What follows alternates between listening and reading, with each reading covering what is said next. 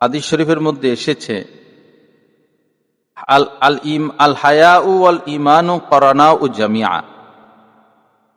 হায়া এবং ঈমান তাদের অবস্থান পাশাপাশি, পাশাপাশি তারা বসবাস করে।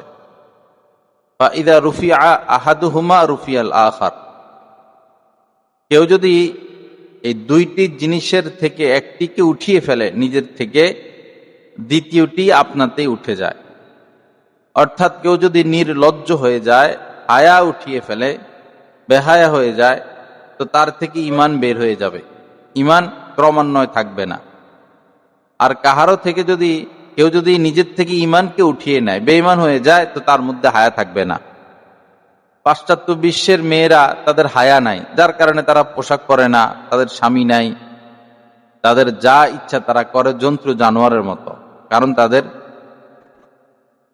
ঈমান নাই, ঈমান না থাকার কারণে হায়াও নাই। আর আমাদের সমাজে আমাদের ঈমান তো আছে, কিন্তু দিন দিন আমরা যে পোশাক পরি, আমাদের মেয়েদেরকে ছেলেদেরকে যে পোশাক পরাই, ক্রমান্বয়ে আমাদের থেকেও হায়া চলে যাচ্ছে। এভাবে হায়া যদি বিদায় নেয়, এক সময় এমন হবে যে ঈমানও থাকবে না।